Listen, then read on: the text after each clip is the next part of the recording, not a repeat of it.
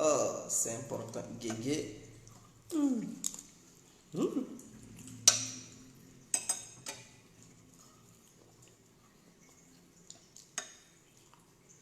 Connectez-vous, on va se laisser, frère.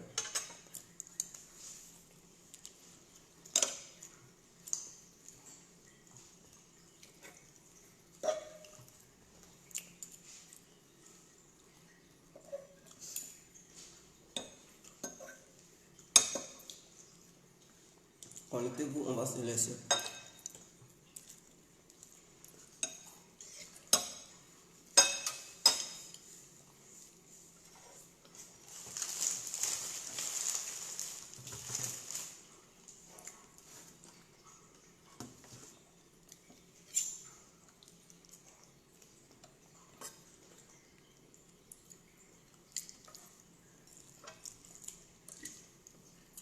Ah, maître Cédine, j'espère que ça va.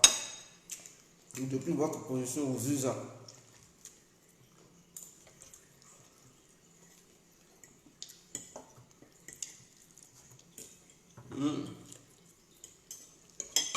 On va se mouiller la gorge.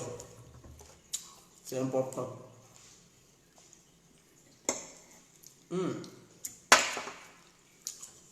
Merci Seigneur. Connectez-vous, on va se laisser. Histoire de coup d'état en Côte d'Ivoire. Ah, Ouattara, pourquoi tu fais ça? Je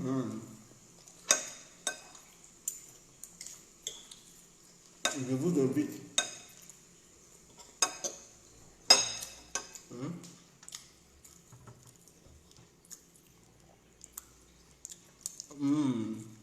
Seigneur, bénis ce repas.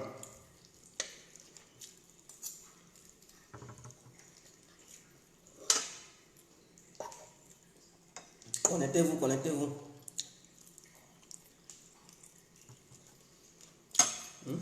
Connectez-vous, on se laisse.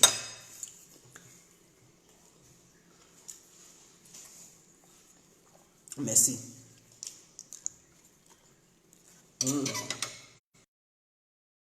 Bon.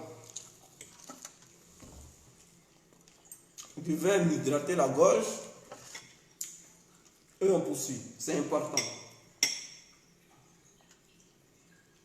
Oh, Seigneur, merci. Bon. Le plat, je vais le continuer après. Bonsoir, bonsoir à tous et à tout temps pour tous ceux qui ne me connaissent pas. Je suis l'incontournable Dieu complet. Je suis l'incontournable Dieu complet tout terrain. L'homme dont on parle, l'homme qui n'a pas pour aux yeux, l'homme qui ne mange pas ses mots.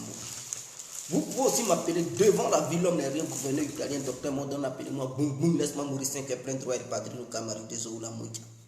Alors nous voilà à nouveau devant cette caméra pour parler de cette histoire de coup d'état en Côte d'Ivoire. Il faudrait que ça soit clair, je dis bien, parlons de cette histoire de coup d'état en Côte d'Ivoire. Il ne faudrait pas que les gens jouent avec les esprits des Ivoiriens. On ne peut pas cautionner ça. De nos jours là, le mensonge ne passera plus. Et je sais que plusieurs Ivoiriens sont conscients, mais à cause des intérêts, ils sont obligés de progresser et de persister dans le mensonge. Mon frère, sauve d'abord ton âme. Faut pas suivre Draman Ouattara et la fiole. Entre parenthèses, Jotien Brahima dans leur mensonge notoire. Voyez, ce sont des menteurs. À vous, rebelles de Ouattara, c'est-à-dire les FSCI, vous qui avez attaqué la Côte d'Ivoire d'avant, avant d'attaquer une base militaire, vous vous armez de quoi? Est-ce des machettes ou des couteaux ou des armes hyper lourdes? Voilà un pays où on dit des gens sont venus dans le but de faire un coup d'état et qu'ils ont attaqué une base militaire. Je n'ai pas dit un supermarché. Je ne vous parle pas d'une boutique qu'un dialogère. Non. On ne vous parle pas d'un magasin de bœufs. On ne vous parle pas aussi d'une boucherie. On vous dit une base militaire. de surcroît, vers Abobo, mes frères. Abobo là, c'est le fief de qui? Mais chaque Ivoirien sait, je l'ai allongé sur cette base d'abord. Abobo là, c'est le fief de qui? N'est-ce pas les Abobolais là qui revendiquent jour et nuit pour dire c'est la base, c'est le fief de Draman. Ok. Maintenant, quelqu'un qui veut faire coup d'état, c'est Abobo, il s'en va attaquer. Ah! On dit Abobo ou d'autres. C'est là-bas, là, il s'en va attaquer. Et il pense qu'il va sortir victorieux. Sachant bel et bien que les habitants même de la commune, eux-mêmes, leur gamme, c'est Ouattara ou rien, Ouattara ou rien. Et c'est là-bas, ils vont aller attaquer. Vous comprenez que ce qui s'est passé là, c'est un petit jeu. Dans le but de donner l'aura à Tiéné Brahima, dans le but de pousser les Ivoiriens à croire que Tiéné Brahima là, il est un homme dur. Ouattara, il est en train de vous manipuler. Il manipule les cerveaux de la population ivoirienne pour dire, mais après moi, Alassane Ouattara, le seul qui est capable de sécuriser les Ivoiriens, c'est Tiéné Brahima. Voilà pourquoi il organise ces bêtises-là dans le but de pousser les Ivoiriens, je dis le peuple ivoirien dans son ensemble, de pousser ce peuple-là à croire que Tiéné Brahima, il est l'homme idéal. Ouattara, il ne fait que préparer une royauté. Et ce qu'il est en train de faire là, c'est une histoire de succession. Je m'adresse particulièrement aux nordistes et après avoir fini de m'adresser à eux là, je vais décortiquer cette histoire d'attaque. Les nordistes qui ne comprennent rien, regardez bien Alassane Ouattara. À chaque fois qu'un nordiste émerge, je dis bien, je répète, écoutez bien, nettoyez vos oreilles, peuple du Nord, communément appelé les Dula. Je sais que Dula, il y a une population qu'on appelle Dula, mais Dula aussi est une langue commerciale, je n'en disconviens pas. Odieneka, Maoka, tout. Bon, ensemble, je vous mélange tout. Je dis Dula, je vais vous appeler Dula, c'est comme ça les gens ont pour coutume de vous appeler. Vous n'ouvrez pas vos yeux. C'est un Draman là. Et la Fillole, ils ont un programme. Leur programme, c'est de neutraliser quiconque vient du Nord qui émerge en Côte d'Ivoire. Et vos dignes fils du Nord qui émergent devant Draman, ils ne peuvent pas émerger. C'est-à-dire quand Draman les voit en train d'émerger et qu'ils deviennent une menace pour Draman et sa famille, ce même Draman-là, il est obligé de les éliminer. Je vous dis la vérité. Et je cite, au Nord, là, depuis que vous, la nouvelle génération, vous avez connu la politique depuis que vous êtes né, qui a une fois émergé au Nord. Le seul candidat capable en son temps de tenir tête à Laurent Gbagbo et à Bédi, était le seul leader charismatique du Nord. Parce que les Nordistes, à leur temps, ils n'avaient pas de leader. Je ne parle pas du père d'Afoussiata Bamba. Ce n'est pas de cela que je parle, parce que c'est des gens qui n'ont pas été charismatiques aux yeux des Nordistes. Donc, les Nordistes qui étaient en quête. Excusez-moi. Voilà. Donc, le peuple du Nord qui était en quête de leader, on vit en Alassane Ouattara un leader charismatique. Voilà comment ils se sont tous arrangés derrière Alassane Ouattara. Secondo, ce même peuple avait besoin d'un homme d'action sur le terrain. Et parmi les nordistes, il n'y avait personne capable de porter les couilles pour devenir un homme d'action. Soro Diop a décidé à son temps d'être cet homme d'action-là.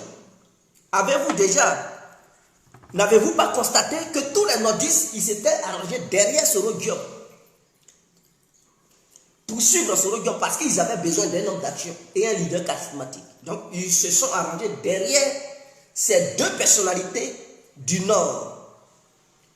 Et ensemble, ils ont lutté, ils ont bataillé pour réussir à mettre Alassane Ouattara au pouvoir. Alassane Ouattara, voyant cela, il s'est dit, ah, je ne peux plus accepter de mon vivant, moi, Draman, avec mon associé, la Fillole, appelé Tiéné Brahima.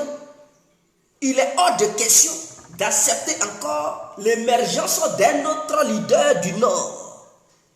Quiconque osera émerger au Nord sera éliminé par la Fiole. Il faudrait que ça soit clair. Gom Coulibaly a essayé. Il a été le bon samaritain auprès d'Alassane Ouattara. C'est le militant le plus tout au sein du RADP, sinon au sein du RDR. Qu'est-ce qu'il n'a pas fait? Alassane lui demandait de laver dans les caniveaux, sinon que dans les toilettes. Gom Coulibaly le faisait. Son seul espoir, voir Alassane Ouattara le désigner un jour à pouvoir gouverner le pays. Tout ce qu'Alassane Ouattara lui disait là, il faisait. Mais c'est de mal qu'on est Dramane. Il avait son agenda caché, et cet agenda-là, c'était Tiéné Brahima. Il était conscient que Gom Coulibaly n'était pas bien portant. Il était malade et il souffrait. Et il avait déjà les échos des services de renseignement français qui lui avaient déjà filé le son que Gom Coulibaly là allait mourir dans un délai très court. Alors, pour blaguer le peuple ivoirien et blaguer les nordistes, il a fait croire que Gom Coulibaly était le candidat idéal du RADP, sachant bel et bien que ce Gom Coulibaly là, il allait mourir. Et il a berné les gens. Mais vous avez constaté, suite à cela, à ce mensonge grossier, Gom Coulibaly n'a pas résisté, n'a pas échappé à la mort. Il est mort. Parce que la fiole était déjà dans le corps de Gom Coulibaly. Et Ouattara, il le savait. C'est une fiole, lorsqu'on te donne ça, ce n'est pas sur place que tu meurs. C'est une fiole qui programme ta mort. Quand on te donne, on sait que bon, dans un délai de 2 à 3 mois, normalement tu dois mourir. Et donc, quand Alassane Ouattara il voit que les élections sont programmées pour dans un délai de 4 mois, il sait que la fiole va faire son effet dans un délai de 3 mois. Donc à Ouattara, il est confiant. Il est sûr de lui que non, Gom Coulibaly ne va pas voir le jour électoral. Voilà comment il le désire.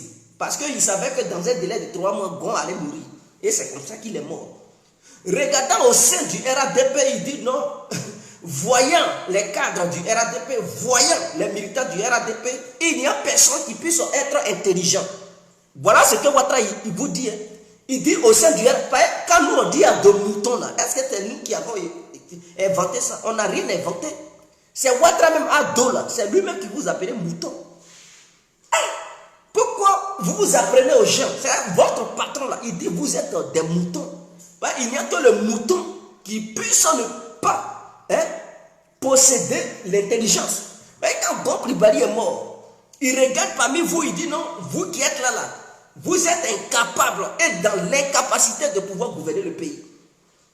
Parce que vous n'êtes pas mature, vous n'avez pas l'intelligence pour pouvoir gouverner un pays. Donc en un mot, vous êtes tous des cadres moutons. Des cadres moutonniers et des militants moutonniers.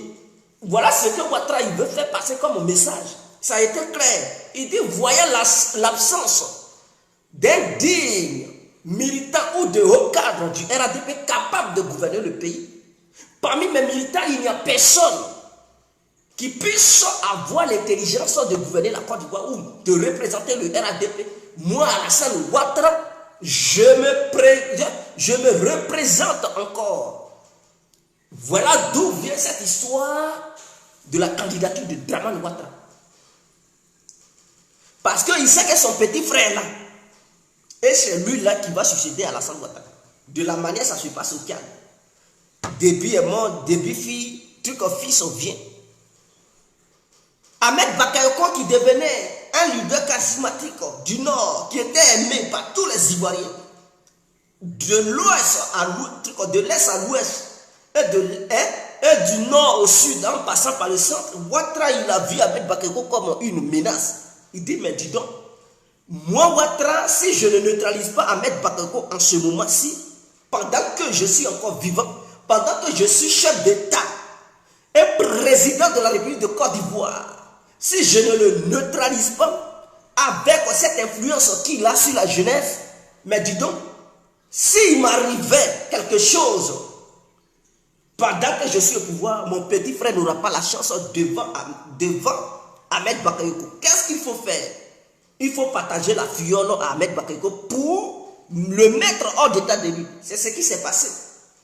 Donc Ahmed Bakayoko était sûr de lui que les élections présidentielles programmées en 2025, il allait être le futur président de la République de Côte d'Ivoire. Parce que je vous le dis, si Ahmed Bakayoko se présentait, il était aimé par le peuple ivoirien. Je vous le dis, que ce soit GOM, GPS, RADP ou PDCI ou société civile, Ahmed Bakayoko était le seul, je dis bien le seul homme politique qui était aimé par tous les Ivoiriens, sans exception.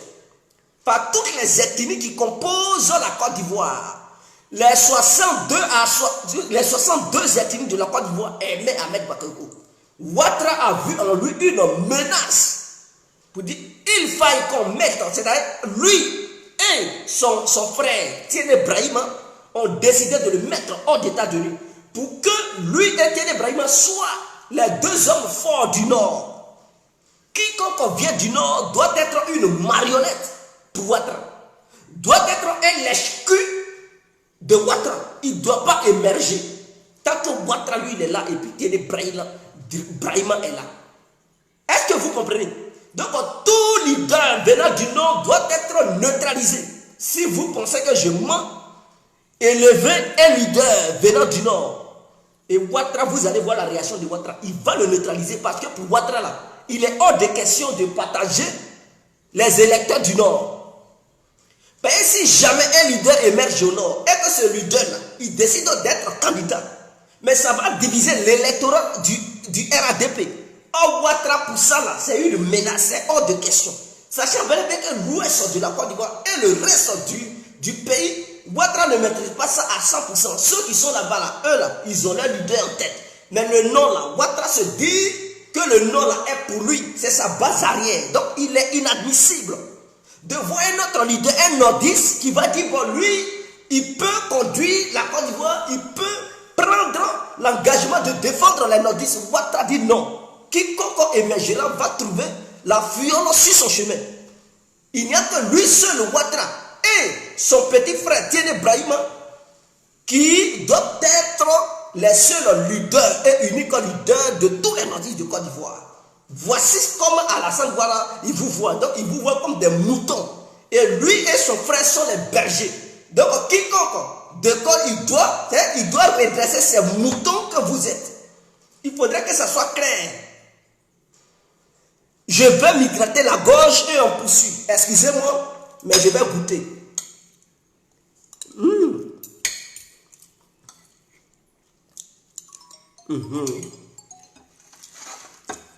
Est-ce que vous comprenez?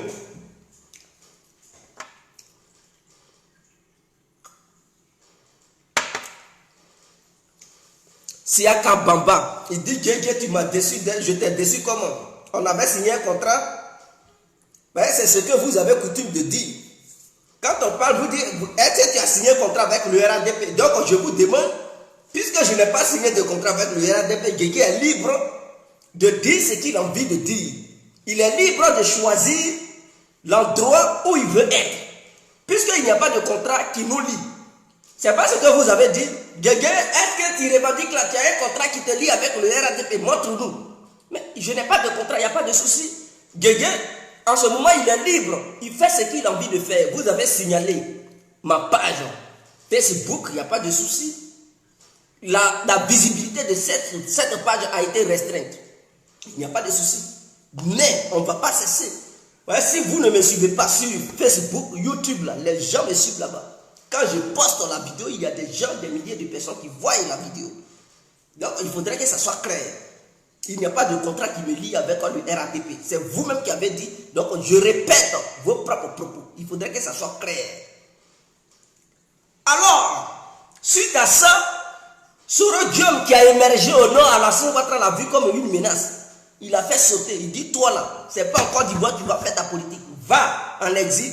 Il a chassé. Soro Diom est parti loin de ses frères et parents du nord. Ouattara l'a contrecarré à rester en exil. Parce que je vous l'ai dit, Ouattara pour lui, là, sa vision là, il doit être le seul leader du Nord. aucun autre leader, aucun autre nordiste n'a le droit d'émerger. Jamais de la vie, tant que Ouattara lui est vivant. Quiconque veut émerger sera maté avec la fureur de Ouattara et son frère Tieni Brahima. Il faudrait que ça soit clair. Donc voici, je suis là ouvrir les esprits des gens du Nord. Donc ce n'est pas moi qui vous appelle mouton, c'est votre Dramane Ouattara, c'est lui-même. Par rapport à ses actes et à son comportement de façon indirecte, il vous considère comme des moutons. Et donc vous devez marcher comme des moutons et lui il est le berger, il doit vous redresser, vous fouetter, vous chicoter. Il faudrait que ça soit clair. Donc c'est ça la vision de Ouattara. Quittons sur cette voie et allons-y sur la voie de cette histoire de coup d'État. Guégué va vous éclairer. Guégué il est là pour vous éclairer. Il est là pour vous instruire. Guégué va vous cultiver. Parce que des gens de nos jours se laissent manipuler. Nous sommes au 21e siècle. La manipulation n'a plus sa place. Tant que Guégué sera sur cette terre, la vérité sera toujours dévoilée au grand jour. Il faudrait que ça soit clair.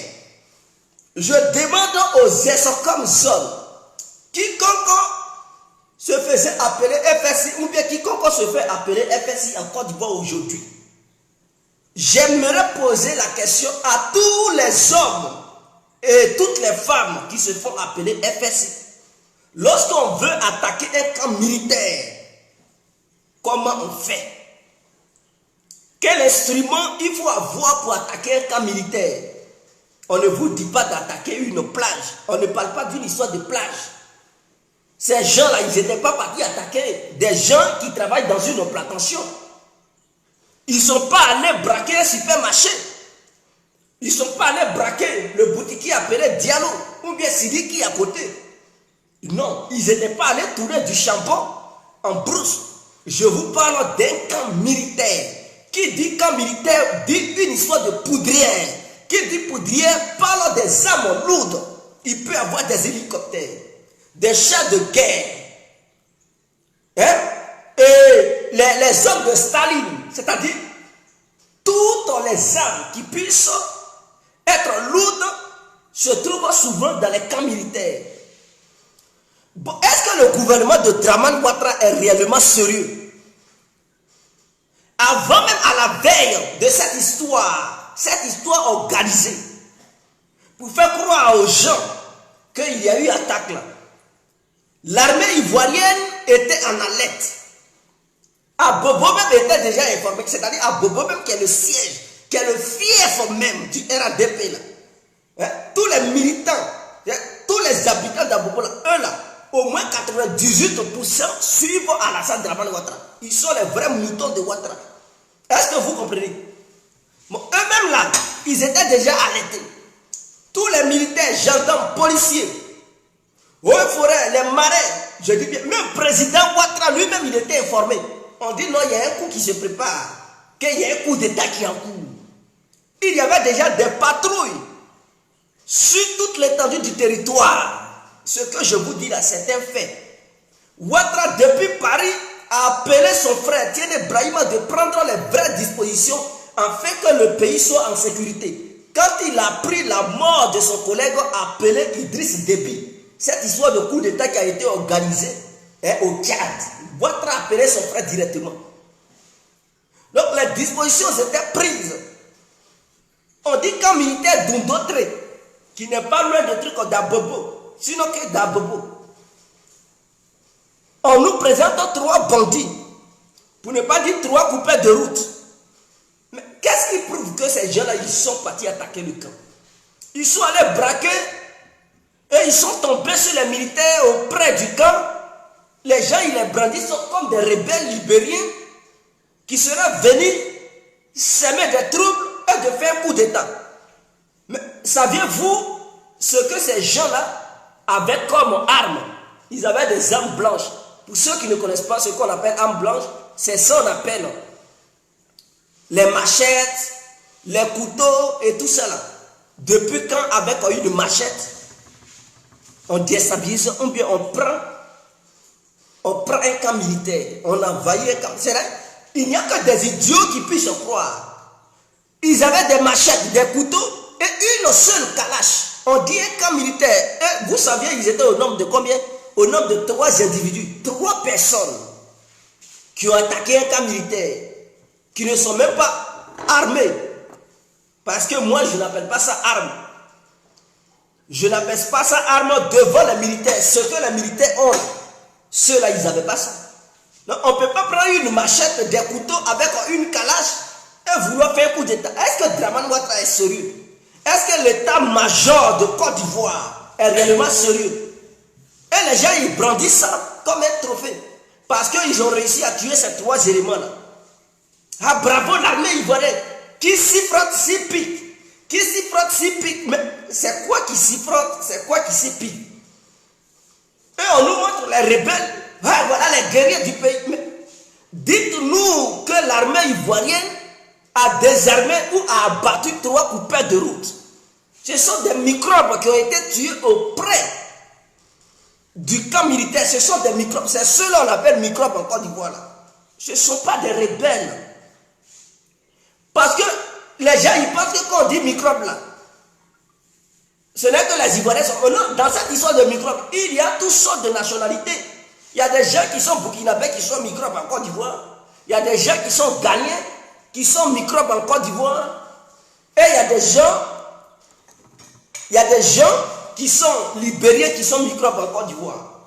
Est-ce que vous comprenez? Et donc, ces gens-là qui ont été assassinés, avant-hier, c'était des microbes. C'était des microbes. Ils ont fini de fumer leur poupounapou. Ils ont décidé de faire n'importe quoi. Sinon, un gouvernement qui est réellement sérieux là, ne peut pas mentir aux Ivoiriens que non, ceux-là, ils étaient venus faire coup d'État. S'il n'y a pas une vision politique derrière cette propagande de l'État ivoirien, je trouve qu'il y a une vision politique. Et cette vision politique, c'est d'empêcher les opposants à Dramane de rentrer en Côte d'Ivoire. Mais les cartes que les gens ont montrées là, attendez, je ne sais pas si j'en ai ici, mais on va un peu regarder, on va comparer le permis de conduire du Libéria et le permis de conduire que ces gens-là avaient sur eux. On va comparer ça pour voir si l'État ivoirien est réellement sérieux. Vous prenez les gens pour des badauds ou quoi? Nous ne sommes pas des voyous quand même. On est intelligents.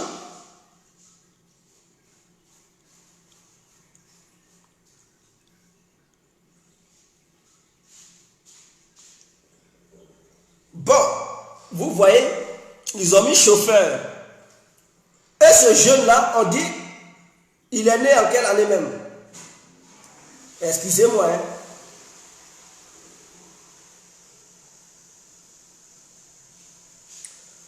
Ce jeune qui est sur la carte là, on dit il est né en 78. Ce petit là, il peut naître en 78.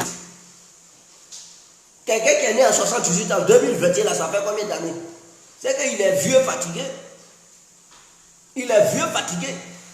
Oh lui là, celui qu'on voit sur la photo là, quand on le voit, on sent même que ce dernier là, il n'a même pas encore 35 ans. Mais on nous dit, Dramane Ouattara nous dit qu'il est né en 78. Voici un permis de conduire. Ils ont mis driver, licence. Et ils ont mis chauffeur. Depuis quand? Un permis de conduire maintenant, libéré, on met chauffeur. Ça peut exister ailleurs, dans d'autres pays anglophones. Mais les permis libériens, là, on ne met pas chauffeur dessus. Allez-y, tapez Google et faites sortir les images des permis de conduire libériens. Et vous allez voir si ça. Est-ce qu'ils ont mis le mot chauffeur? Ça n'existe pas. Dans d'autres États, là, ça existe. Les autres États qui sont des États anglophones, eux, ils le font peut-être. Mais au Libéria, eux, ils ne mettent pas ça. Ils ne mettent pas ça. Donc, avant de faire ce petit jeu-là, ils doivent quand même prendre le temps de mieux préparer, de mieux s'organiser, avant de faire gober un tel mensonge au peuple ivoirien. Vous n'allez pas vous lever un bon matin, mentir, manipuler les gens, tuer des petits microbes. Et vous savez où? On parle d'Abobo, mes frères. Or, Abobo est le fief de tous les microbes de Côte d'Ivoire. Abobo, je vous rappelle, chers parents, chers frères, vous qui n'habitez pas la Côte d'Ivoire, vous qui habitez à l'extérieur de la Côte d'Ivoire, vous qui êtes d'une autre origine, je vous confirme ce soir qu'en Côte d'Ivoire, les gens qu'on appelle les microbes, ce sont des bandits. Et le fief de tous les bandits de Côte d'Ivoire, c'est Abobo. Or, on nous parle de 3 individus qui ont voulu déstabiliser un camp militaire. Vous saviez ce que ces individus-là possédaient? Ils possédaient des couteaux, mes frères. Des couteaux et des machettes.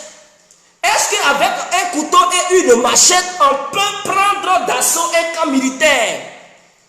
Je vous pose la question. Même un commissariat, on ne peut pas envahir un commissariat avec un couteau et une machette. 3 individus armés de couteaux et de machettes. Prendre d'assaut, je vous parle d'un commissariat et non, pas de camp militaire. Mais les policiers eux-mêmes, ils sont armés. Ils vont passer par où pour prendre d'assaut un commissariat et déloger même, il ne serait-ce que les policiers pour prendre ce commissariat en otage. Ça n'existe nulle part.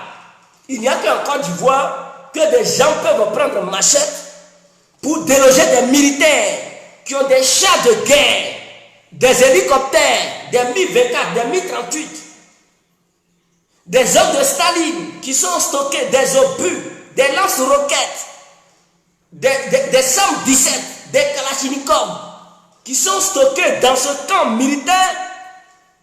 Il n'y a qu'en Côte d'Ivoire avec pour chef Dramane Ouattara où les gens ils prennent des machettes et ils étaient au nombre de combien? 3 personnes, ils prennent 3 machettes pour aller déloger des militaires. Il faut être un vrai ignare pour croire ça. Pour organiser ce coup-là, il fallait prendre le temps pour mieux préparer ce coup parce que ça ne peut pas passer. Il y a des gens qui disent non, ceux qui ne croient pas à ça là, peut-être ils ont quelque chose qu'ils cachent. Qui cache quoi? Vous pensez que pour attaquer Ouattara, c'est une histoire de machette?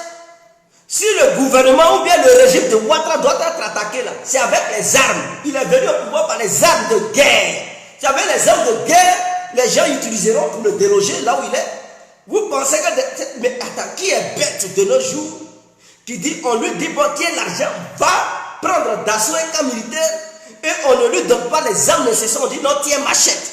Va, il faut déloger les militaires. Et puis lui aussi, inconsciemment, bêtement, soudainement, il marche quoi, un machette, il dit non, il va déloger des militaires. Même si on dit ils sont libériens, est-ce qu'ils sont bêtes? Est-ce qu'ils sont bêtes?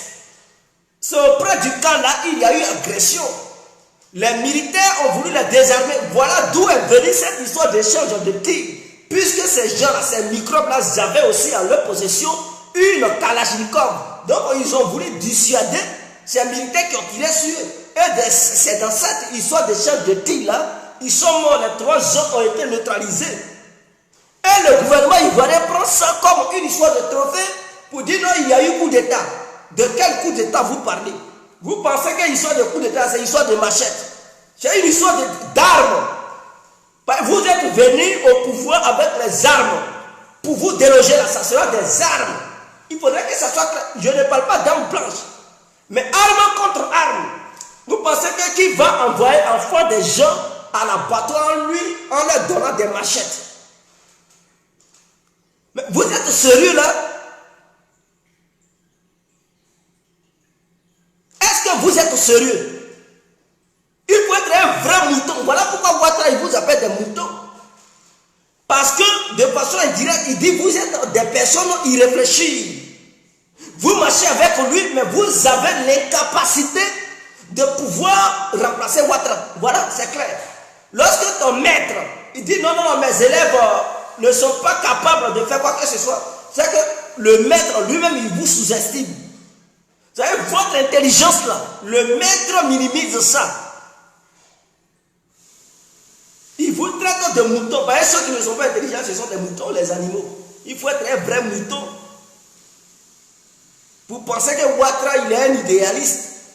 et que ce qu'il dit là, il le fait, et que tout ce qui est dit là, c'est la vérité.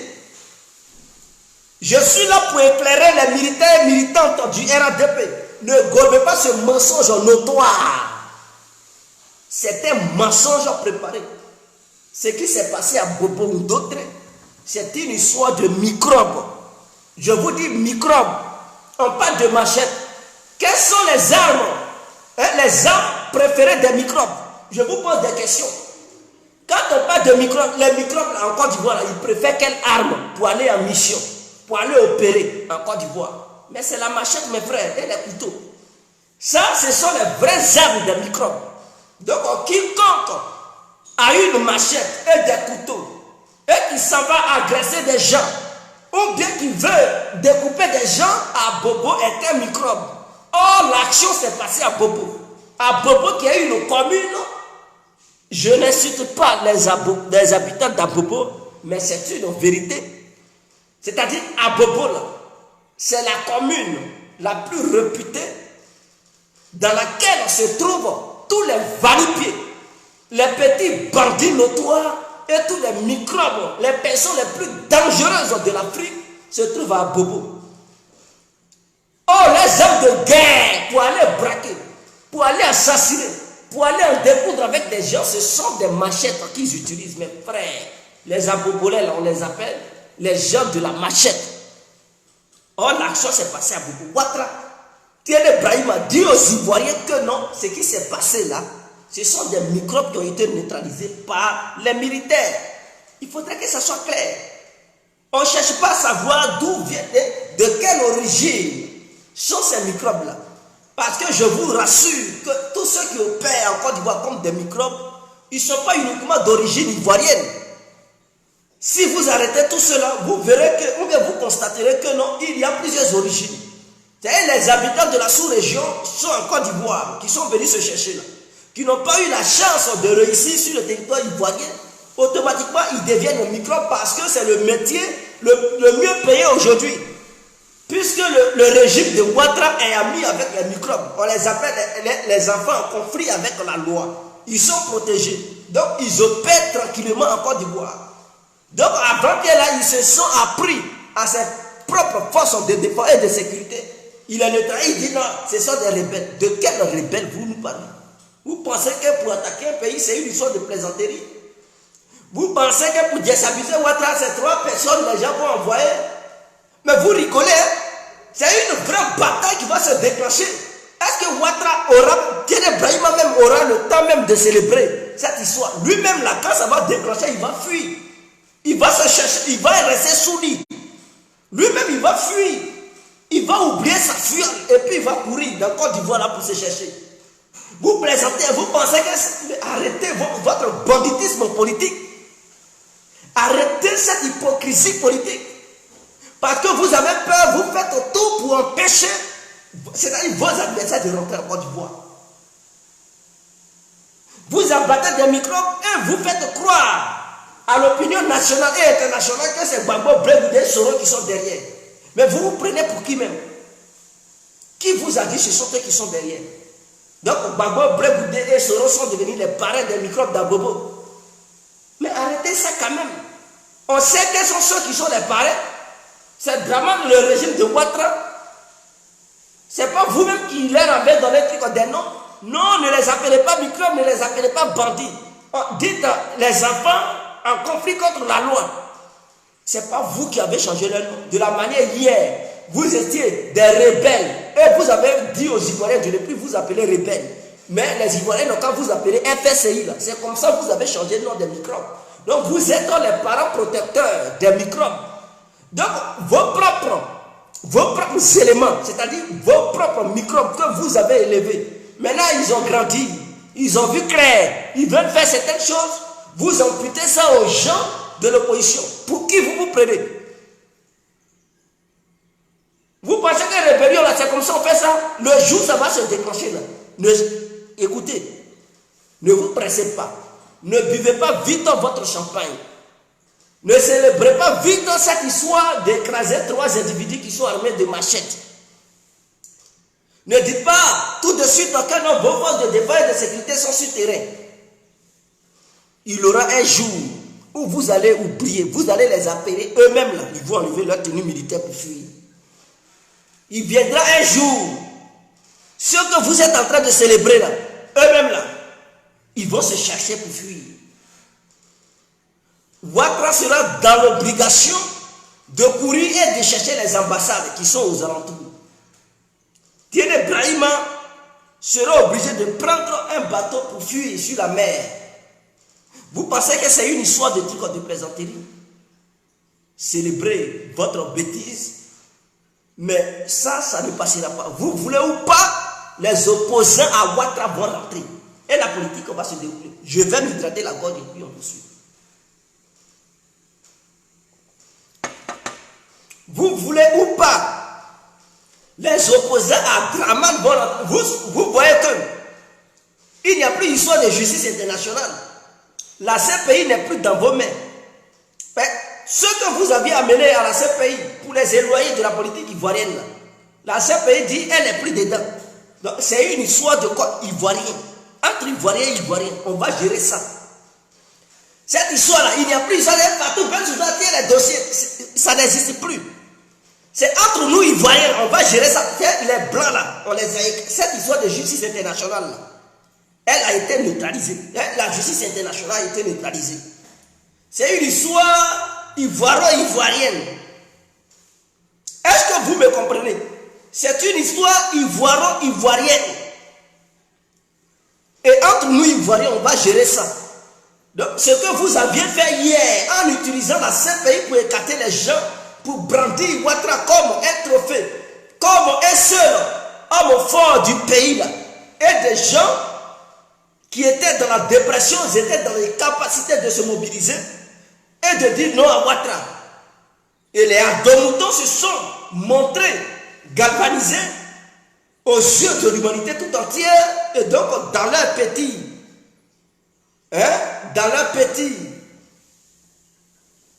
crâne là, ils pensaient qu'ils étaient populaires. Mais cette histoire de ces pays-là, c'est fini. Ouattara, Draman, allez-y, dit à Draman Ouattara et sa bande qui n'ont plus la capacité d'utiliser encore la CPI pour écarter d'autres. La CPI n'empêche plus les opposants de faire la politique. Ce n'est pas à Ouattara de les empêcher. Et c'est là ça va se savoir. En 2025, ça va se savoir. Parce que ces pays ne vont plus s'initier ou bien bloquer des gens pour dire non, vous n'avez pas le droit de parler de politique. C'est fini. Gbagbo, les Bleus, les Soro, ils vont se mettre dedans. Ouattara veut ou pas, la politique sera faite. Même s'ils les écartent, s'ils refusent de valider la candidature, un candidat sera trouvé. Et tout le monde va se mobiliser pour affronter Ouattara et sa bande. Ils vont quitter le pouvoir. Dans le cas contraire, s'ils ne veulent pas quitter le pouvoir de façon paisible, et qu'ils veulent les armes, alors les armes vont éclabousser au pays là-bas. Il n'y a plus d'histoire de Fatou Bensouda. On va gérer ça entre Ivoiriens. C'est de ça qu'il s'agit. On va se laisser dans le pays là. Donc ne soyez pas inquiets. Ne soyez pas troublés. 2025 encore loin. Et vous êtes là préparés des petits coups. Ce ne sont pas ces petits coups là.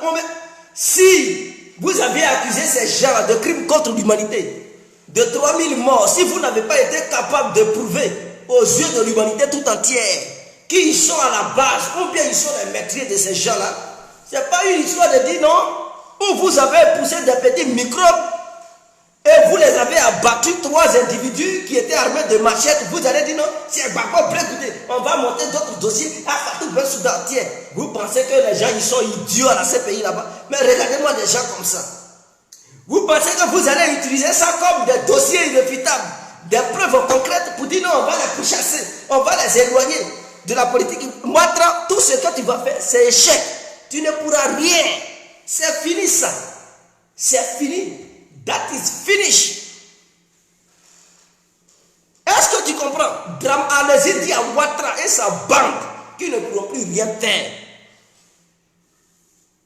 Gbagbo peut être encore plus dangereux en étant hors du territoire ivoirien. C'est ce que Draman ne sait pas. C'est parce que lui-même il n'a pas encore parlé que Draman Ouattara il pense qu'il est fort. Mais on regarde dans le temps. D'ici 2022, 2023, écoutez, Les militants du RADP, là, ils vont la fermer en Côte d'Ivoire. On ne va pas rigoler. Hein? Je dis bien, on ne va pas rigoler. On ne va pas rigoler. On va se mesurer sur le plan verbal. La guerre verbale sera menée. Non seulement la guerre verbale. Et si c'est confrontation physique, ils veulent, alors tout sera mené en Côte d'Ivoire. Et on va leur montrer. Quand les Blancs vont donner les mots d'ordre depuis leur position, Ouattara va chier dans son caleçon. C'est moi qui vous le dis. Vous pensez que vous... Non, ils sont là-bas parce qu'ils ne veulent pas le désordre. C'est des gens qui ne sont plus dans cette histoire de désordre. Mais si trop est trop, ils seront dans l'obligation de passer à l'acte. Parce qu'on ne peut pas. Quelqu'un qui cherche la paix, quelqu'un qui vous dit qu'il veut la paix, et vous êtes dans une position de guerre. Vous manipulez les gens pour les tuer et les accuser, à tort ou à raison. Vous faites n'importe quoi, vous montez toutes sortes de dossiers. Vous n'avez pas honte, vous avez monté n'importe quel dossier. Dossier de banque, dossier de vol, dossier de trucs violents, dossier de trucs de crimes. Vous avez amené ça dans ces pays. Là, ces pays dit vous mentez. Mais vous continuez encore sur cette même voie. Cette voie que l'humanité tout entière a désavouée. Ouattara et sa bande encore se trouvent sur cette même voie. Et ils pensent qu'ils vont encore faire ça pour gagner.